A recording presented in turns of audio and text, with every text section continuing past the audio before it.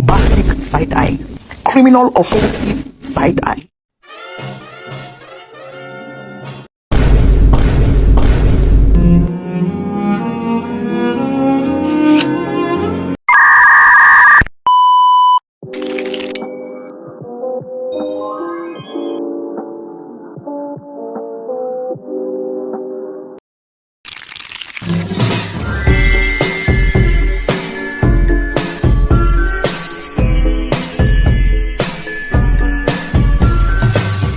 Assalamualaikum warahmatullahi wabarakatuh.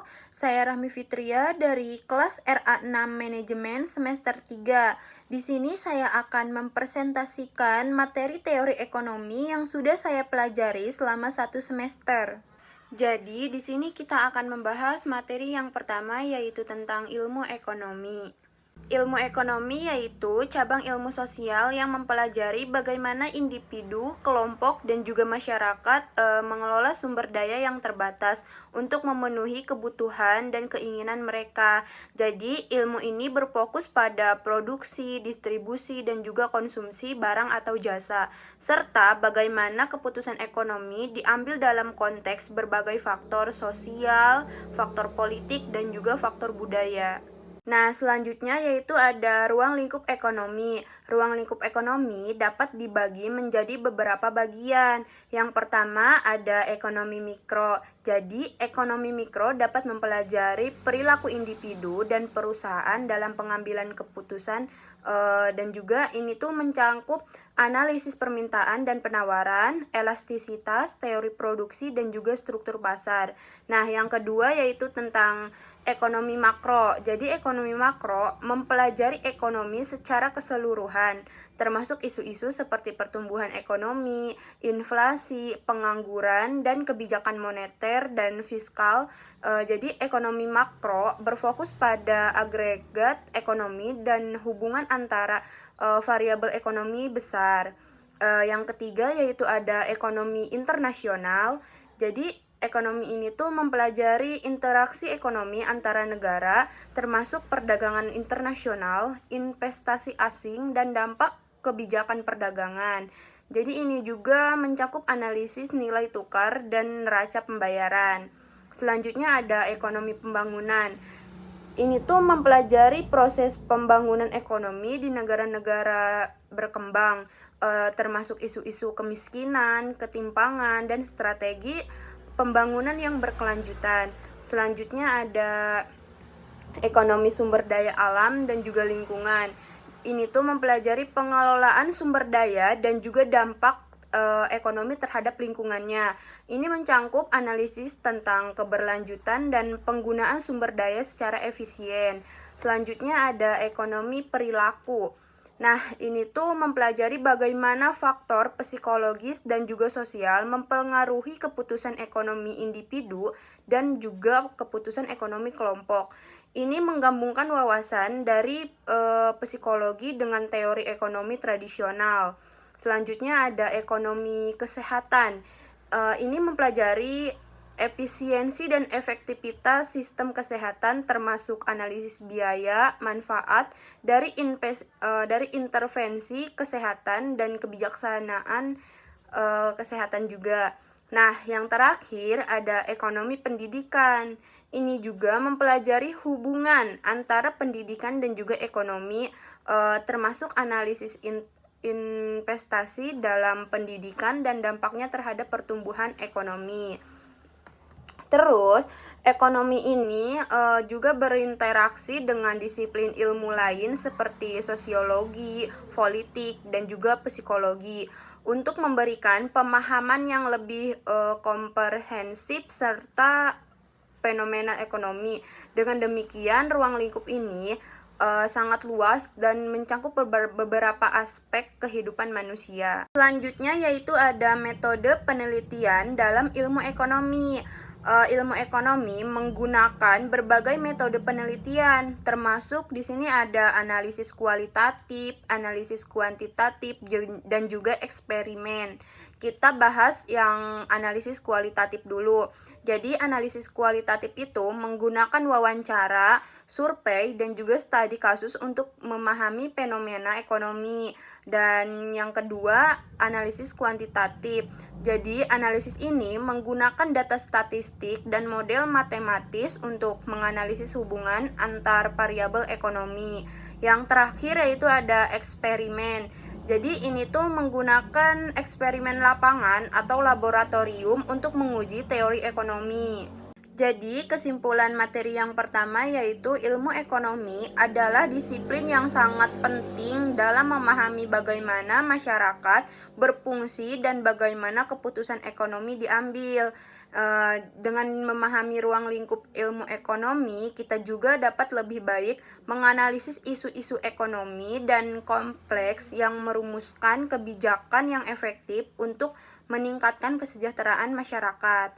Kita lanjut ke materi yang kedua, yaitu tentang perkembangan teori ekonomi.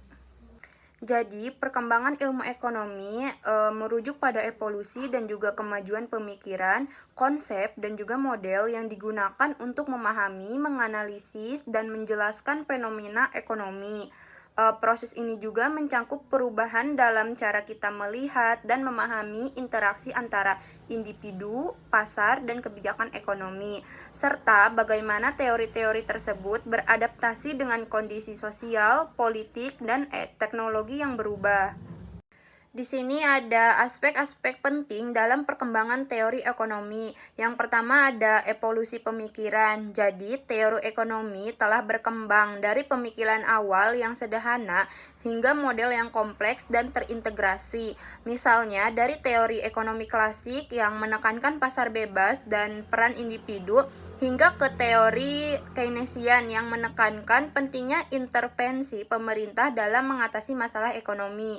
Yang kedua yaitu ada respon terhadap isu kontemporer. Jadi perkembangan teori ekonomi seringkali dipicu oleh perubahan dalam kondisi ekonomi global seperti krisis keuangan, globalisasi, dan perubahan iklim.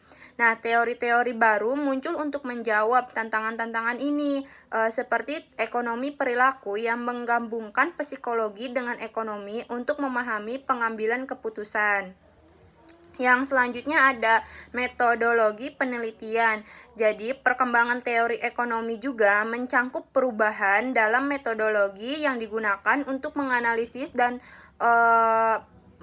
data dan fenomena ekonomi.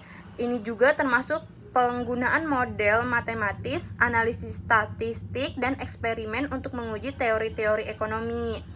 Selanjutnya di sini ada interdisipliner. Jadi teori ekonomi kini sering berkolaborasi dengan disiplin lain seperti sosiologi, psikologi, dan ilmu lingkungan untuk memberikan pemahaman yang lebih komprehensif tentang fenomena ekonomi yang kompleks. Yang terakhir ada kebijakan ekonomi. Jadi, perkembangan teori ekonomi berkontribusi pada perumusan kebijakan ekonomi yang lebih efektif. Teori-teori ini membantu pembuat kebijakan dalam merumuskan strategi untuk mengatasi masalah ekonomi seperti pengangguran, inflasi, dan pertumbuhan ekonomi. Di sini juga ada materi yang lebih terperinci mengenai perkembangan teori ekonomi, mencakup berbagai periode dan pemikiran yang signifikan dalam sejarahnya. Yang pertama ada teori ekonomi klasik, akhir abad ke-18 hingga awal abad ke-19. Nah, tokoh utamanya yaitu ada Adam Smith yang dikenal sebagai Bapak Ekonomi Modern dalam bukunya The Wealth of Nations 1776. Ia juga memperkenalkan konsep invisible hand yang menjelaskan bagaimana individu yang mengajar kepentingan pribadi dapat menghasilkan manfaat masyarakat secara keseluruhan. Yang kedua ada teori ekonomi neoklasik akhir abad ke-19. Nah, tokoh utamanya yaitu ada Alfred Marshall, kalau nggak salah ya, memperkenalkan konsep keseimbangan pasar dan elastisitas permintaan. Karyanya yaitu ada Principles of Economics, menjadi salah satu teks dasar dalam ekonomi. Yang ketiga yaitu ada teori ekonomi Marxist. pertengahan abad ke-19. Konsepnya yaitu teori kelas dan konflik, menyatakan bahwa konflik antara kelas pekerja dan pemilik modal adalah pendorong utama perubahan sosial dan ekonomi. Yang keempat yaitu ada teori ekonomi Keynesian abad ke-20. Tokoh utamanya yaitu ada John Maynard Keynes. Konsep utamanya yaitu intervensi pemerintah dalam bukunya The General Theory of Employment. Keynes berargumen bahwa pemerintah harus campur tangan dalam ekonomi untuk mengatasi pengangguran dan resesi, terutama melalui kebijakan fiskal. Nah, yang terakhir ada teori ekonomi monetaris pertengahan abad ke-20. Tokoh utamanya yaitu Milton Friedman.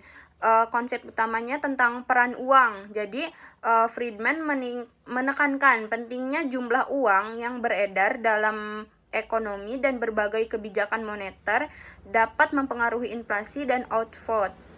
Nah, kesimpulan dari materi yang kedua yaitu perkembangan teori ekonomi adalah proses dinamis yang mencerminkan perubahan dalam pemikiran dan praktik ekonomi seiring dengan perubahan sosial, politik, dan juga teknologi. Dengan memahami perkembangan ini, kita dapat lebih baik menganalisis isu-isu ekonomi yang kompleks dan merumuskan kebijakan yang efektif untuk meningkatkan kesejahteraan masyarakat. Selanjutnya kita akan membahas materi yang ketiga yaitu tentang elastisitas permintaan. Jadi, elastisitas permintaan yaitu ukuran yang menunjukkan seberapa responsif jumlah permintaan suatu barang dan jasa terhadap perubahan harga atau faktor lainnya. Elastisitas permintaan memberikan informasi penting bagi produsen dan pembuat kebijakan dalam memahami bagaimana perubahan harga dapat mempengaruhi penjualan dan pendapatan. Di sini ada jenis-jenis elastisitas permintaan. Yang pertama ada elastisitas harga permintaan atau price elasticity of demand. Ini tuh mengukur seberapa besar perubahan persentasi dalam jumlah yang diminta akibat perubahan persentasi dalam harga. Yang kedua ada elastisitas pendapatan permintaan. Jadi ini tuh mengukur seberapa besar perubahan jumlah yang diminta akibat perubahan pendapatan konsumen. Yang ketiga, elastisitas silang permintaan. Jadi ini mengukur seberapa besar perubahan jumlah yang diminta dari suatu barang akibat perubahan harga barang lain. Selanjutnya ada faktor-faktor yang mempengaruhi elastisitas permintaan. Jadi yang pertama yaitu ada ketersediaan substitusi. Semakin banyak barang pengganti yang tersedia, semakin elastis permintaannya. Yang kedua ada kebutuhan dan keinginan. Barang yang dianggap kebutuhan cenderung memiliki permintaan yang inelastis, sedangkan barang yang dianggap keinginan cenderung lebih elastis. Yang ketiga ada proporsi pendapatan. Nah, barang yang memakan proporsi besar dari pendapatan cenderung memiliki permintaan yang lebih elastis. Yang terakhir yaitu ada waktu. Permintaan cenderung lebih elastis dalam jangka panjang dibanding jangka pendek. Karena konsumen memiliki lebih banyak waktu untuk menyesuaikan perilaku mereka. Kesimpulan dari materi yang ketiga yaitu elastisitas permintaan adalah alat penting dalam analisis ekonomi yang membantu memahami bagaimana perubahan harga dan faktor lainnya mempengaruhi perilaku konsumen. Dengan memahami elastisitas permintaan, produsen dan pembuat kebijakan dapat membuat keputusan yang lebih baik terkait harga, produksi, dan kebijakan ekonominya. Selanjutnya yaitu materi keempat. Jadi di sini tuh kita akan membahas tentang teori biaya. Teori biaya adalah bagian penting dari ekonomi mikro yang membahas bagaimana biaya produksi mempengaruhi keputusan perusahaan dalam memproduksi barang dan jasa. Teori ini juga mencangkup berbagai jenis biaya, cara penghitungan biaya, serta hubungan antara biaya dan output yang dihasilkan. Selanjutnya yaitu ada jenis-jenis biaya. Yang pertama yaitu biaya tetap. Jadi biaya yang tidak berubah dengan perubahan tingkat output. Biaya ini juga harus dibayar terlepas dari apakah perusahaan memproduksi barang atau tidak. Nah, contohnya yaitu ada sewa gedung, gaji karyawan tetap, dan biaya asuransi. Yang kedua ada biaya variabel. Jadi, biaya yang berubah seiring dengan perubahan tingkat output. Semakin banyak barang yang diproduksi, semakin tinggi juga biaya variabelnya. Contohnya ada biaya bahan baku, upah pekerja lembur, dan biaya energi. Yang ketiga ada biaya total. Jadi, jumlah dari biaya tetap dan biaya variabel pada tingkat output tertentu. Yang selanjutnya ada biaya rata-rata. Jadi, biaya total per unit output yang dihasilkan. Ini tuh dihitung dengan membagi total biaya dengan jumlah unit yang diproduksi. Yang selanjutnya ada biaya marginal. Jadi biaya ini adalah biaya tambahan yang dikeluarkan untuk memproduksi unit tambahan dari barang. Ini tuh penting untuk pengambilan keputusan produksi. Di sini ada aplikasi teori biaya. Yang pertama ada pengambilan keputusan produksi, kedua ada penetapan harga, yang terakhir ada analisis profitabilitas. Kita bahas yang pertama. Jadi, pengambilan keputusan produksi yaitu perusahaan menggunakan teori biaya untuk menentukan tingkat output yang optimal. Jadi, di mana biaya marginal sama dengan pendapatan marginal. Nah, yang kedua ada penetapan harga.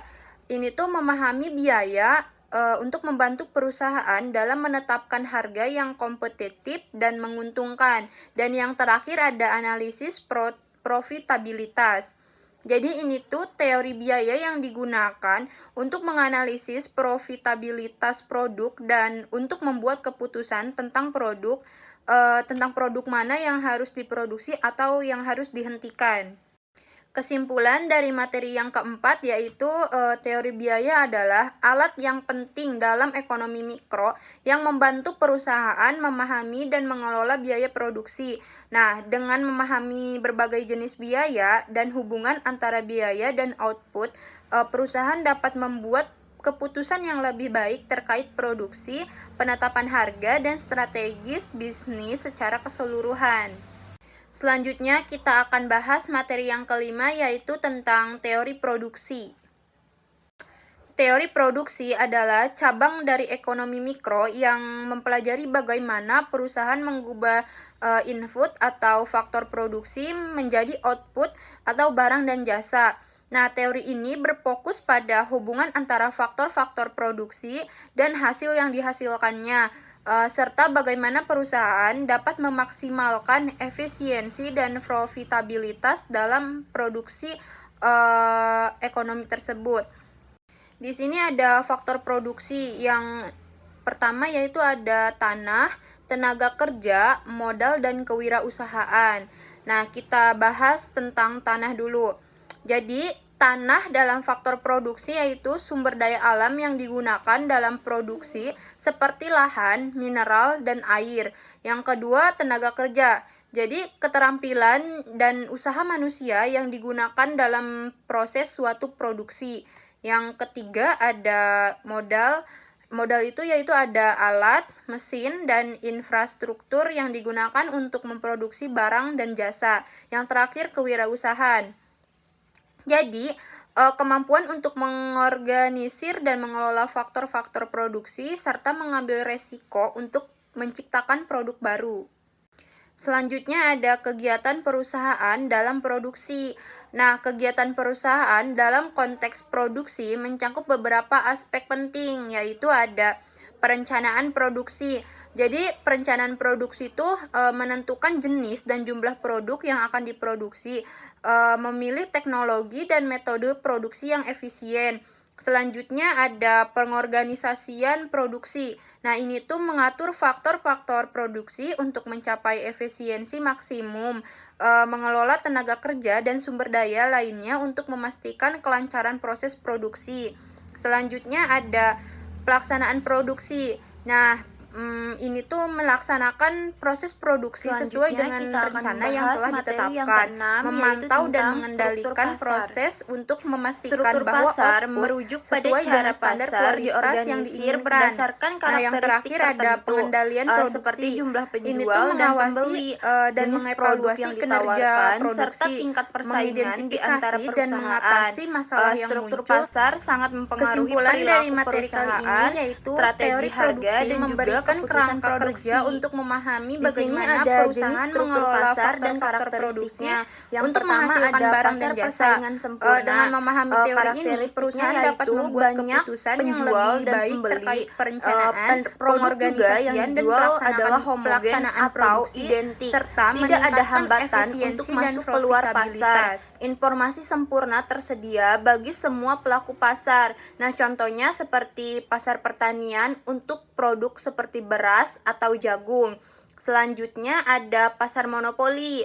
Karakteristik pasar monopoli yaitu hanya ada satu penjual yang menguasai seluruh pasar, tidak ada produk pengganti yang dekat, terdapat hambatan tinggi untuk masuk ke pasar, misalnya lisensi atau biaya tinggi.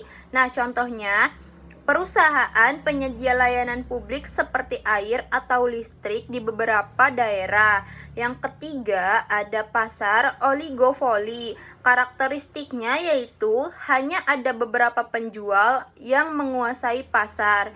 Produk bisa homogen seperti baja atau berbeda seperti mobil. Terdapat hambatan untuk masuk tetapi tidak sekuat monopoli. Interaksi antara perusahaan penting. Keputusan satu perusahaan dapat mempengaruhi perusahaan lainnya. Nah, contohnya yaitu pasar otomotif atau pasar telekomunikasi. Selanjutnya ada pasar persaingan monopolistik. Karakteristiknya yaitu banyak penjual dan pembeli. Produk yang dijual adalah berbeda tetapi saling menggantikan. Tidak ada hambatan untuk masuk atau keluar dari pasar. Contohnya yaitu pasar restoran atau pasar pakaian. Yang selanjutnya ada pasar duopoli. Karakteristiknya yaitu hanya ada dua penjual yang menguasai pasar, dapat berupa produk homogen atau berbeda. Contohnya pasar pesawat terbang yang didominasi oleh Boeing dan Airbus. Selanjutnya pasar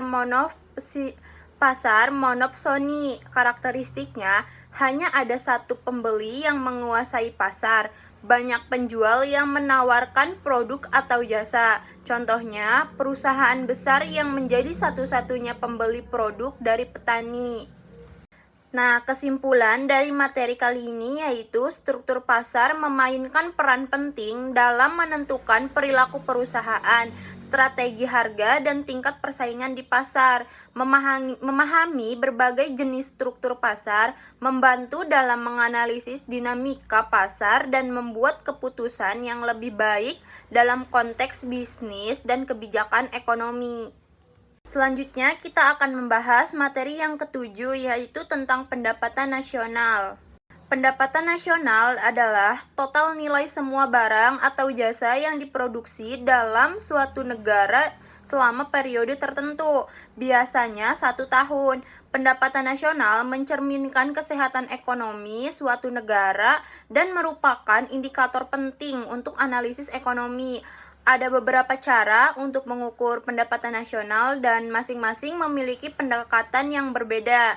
Nah, pendapatan nasional mencangkup semua pendapatan yang diterima oleh faktor-faktor produksi, contohnya tenaga kerja, modal, tanah, dan kewirausahaan dalam suatu negara. Ini juga termasuk gaji, sewa, bunga, dan keuntungan yang dihasilkan dari produksi barang atau jasa. Di sini ada metode pengukuran pendapatan nasional.